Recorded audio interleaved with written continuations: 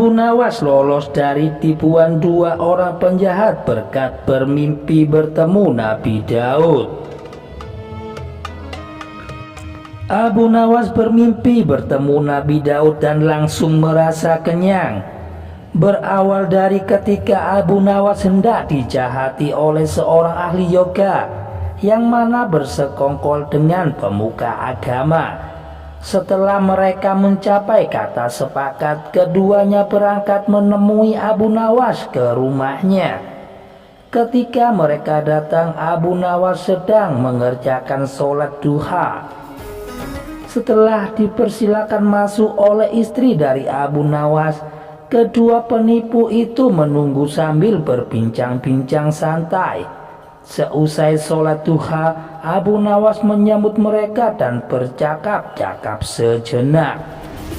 Kami sebenarnya ingin mengajak engkau melakukan pengembaraan suci. Kalau engkau tidak keberatan, bergabunglah bersama kami, kata sang ahli yoga. Dengan senang hati. Lalu kapan rencananya dilakukan? Tanya Abu Nawas dengan polos dan lugu. Besok pagi, kata si pemuka agama. Baiklah, kalau begitu kita bertemu di warung besok, kata Abu Nawas menyanggupi. Hari berikutnya mereka pun berangkat bersama. Abu Nawas memakai jubah seorang sufi, sedangkan ahli yoga dan pemuka agama mengenakan seragam keagamaannya masing-masing. Di tengah perjalanan mereka mulai diserang dengan rasa lapar karena memang sengaja tidak membawa bekal makanan. Hai Abu Nawas, bagaimana kalau engkau saja yang mengumpulkan sumbangan untuk membeli makanan buat kita bertiga?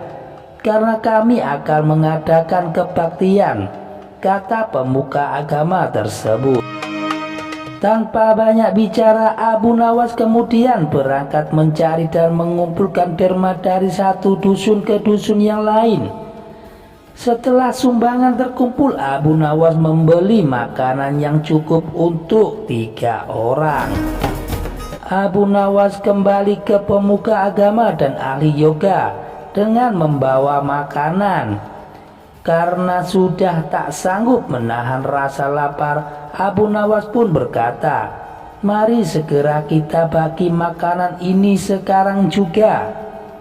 Jangan sekarang, kami sedang berpuasa, kata ahli yoga. Tetapi aku hanya menginginkan bagianku saja, sedangkan bagian kalian terserah mau kalian apakan, kata Abu Nawas menawarkan jalan keluar.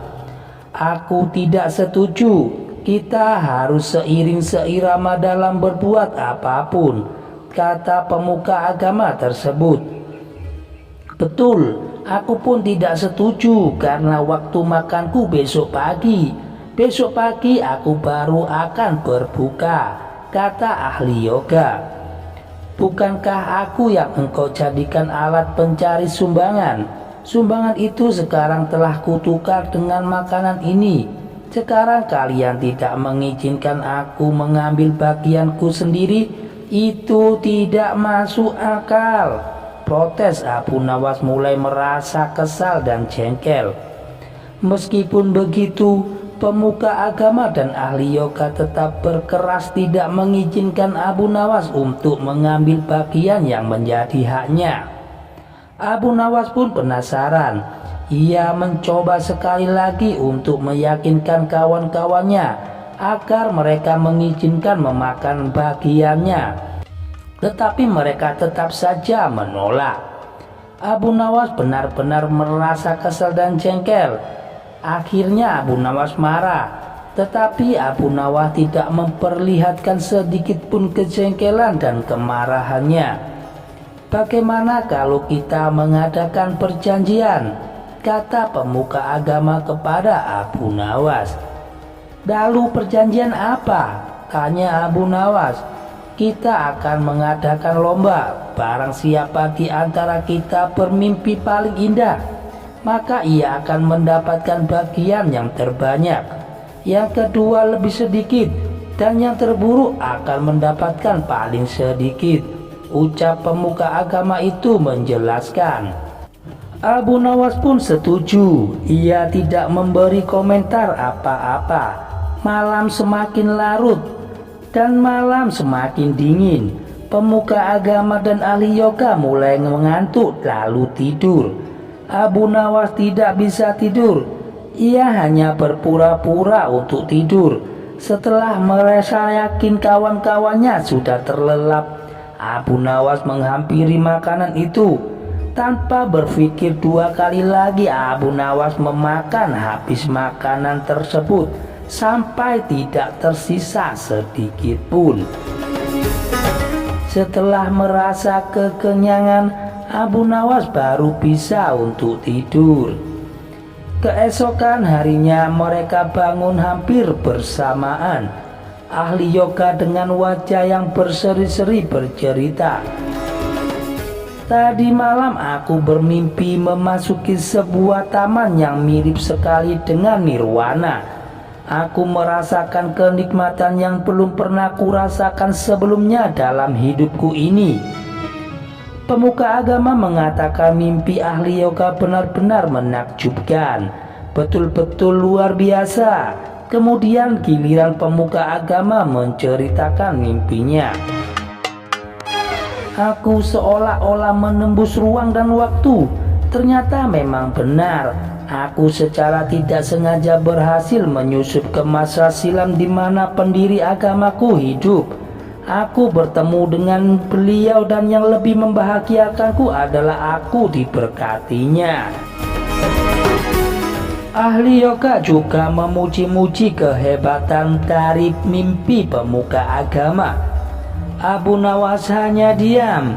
Ia bahkan tidak merasa tertarik sedikit pun mendengar cerita mimpi mereka. Karena Abu Nawas belum juga buka mulut. Pemuka agama dan ahli yoga mulai tidak sabar menanyakan mimpi dari Abu Nawas. Kalian tentu tahu Nabi Daud alaihissalam. Beliau adalah seorang nabi yang ahli berpuasa. Tadi malam aku bermimpi berbincang-bincang dengan beliau. Beliau menanyakan apakah aku berpuasa atau tidak. Aku katakan aku berpuasa karena aku memang tidak makan sejak dini hari. Kemudian beliau menyuruhku segera berbuka karena hari ini sudah malam. Tentu saja aku tidak berani mengabaikan perintah beliau. Aku segera bangun dari tidur dan langsung menghabiskan makanan itu, kata Abu Nawas tanpa perasaan bersalah secuil pun. Sambil menahan rasa lapar yang menyayat hati, pemuka agama dan ahli yoga saling berpandangan satu sama lain. Kejengkelan Abu Nawas pun terobati. Kini mereka sadar bahwa tidak ada gunanya coba-coba mempermainkan Abu Nawas. Demikian cerita dari Abu Nawas ini bisa saya sajikan. Jangan lupa untuk dukung channel kami agar berkembang ke depannya dengan cara menekan tombol like dan subscribe. Wassalamualaikum warahmatullahi wabarakatuh.